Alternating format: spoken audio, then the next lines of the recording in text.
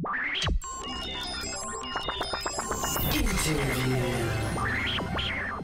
everyone, I'm Guy Cocker for GameSpot UK. I'm here in London's Theatre District to bring you a first look at Tomb Raider Underworld. It's happening in a cinema just behind us, so let's head in and see what's going on. So Tomb Raider Underworld's just been announced, finally. We kind of knew it was going to be happening eventually.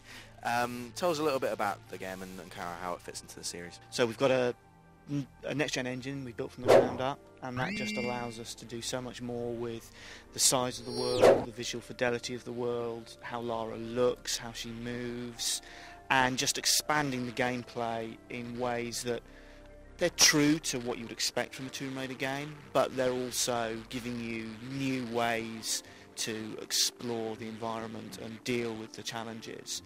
And in terms of how it fits into the overall arc, it's a story that we're very pleased with, and we think it's going to mean a lot to long-term fans, of which there are obviously a huge number, but at the same time it's going to appeal to new players as well, and we think that's very important. Tomb Raider Legend, I mean, it was a great game. It kind of reset the series in a serious way. How difficult is it when you're designing subsequent games to kind of recapture that but also move it forward a little bit? So in terms of Tomb Raider specifically, I think it's very much a case of looking at what makes a good Tomb Raider game, what makes a great Tomb Raider game, and developing from that. We spend a lot of time talking with fans, looking at feedback from press, from online, and so we've got a very vocal community, which is great. They're very quick to let us know what we're doing right and what we're doing wrong, and it's a case of looking at that, and then the team at Crystal have really been given the freedom to explore what it really means to make a next-gen Tomb Raider game. And we're really, really pleased with the direction it's going. I think there's an element that it's certainly, if you look back at the first Tomb Raiders, I don't think anyone quite predicted exactly how much of an impact they were going to have. And there's a danger that if you consciously try and recreate some of that, you end up with something that just doesn't work. It's too obvious and too tacky.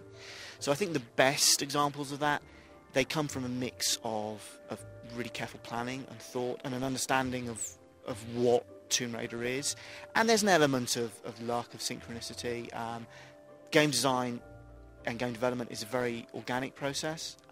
You can start out with a very clear plan, and if you're lucky you'll follow out to the letter and it'll be perfect.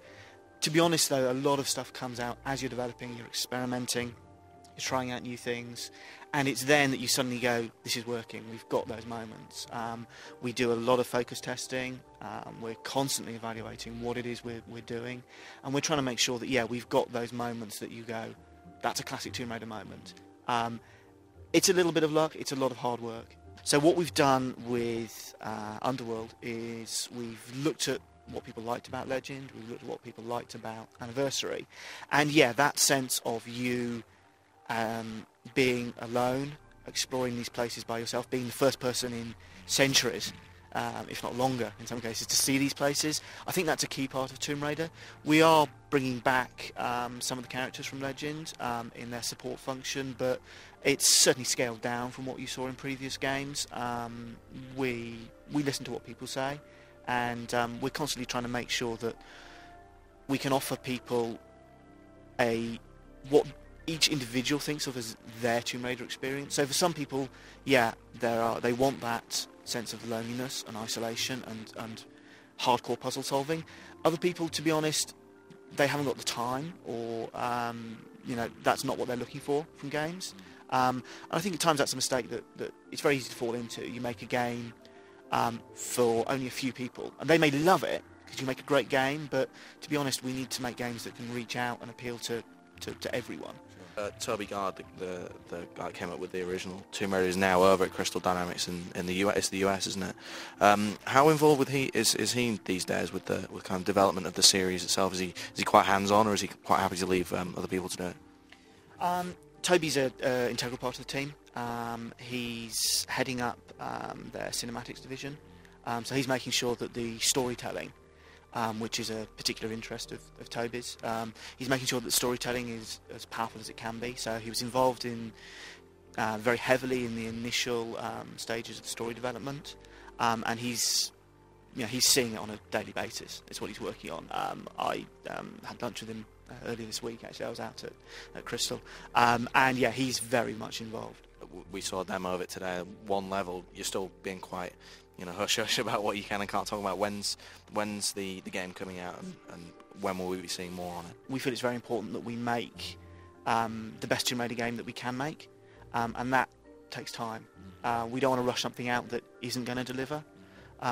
So I think we've already announced that it's going to be late 2008. Nothing less than a big statement there, but thanks a lot for your time, and we'll look forward to seeing more of the game soon, hopefully. Thank you. Thanks.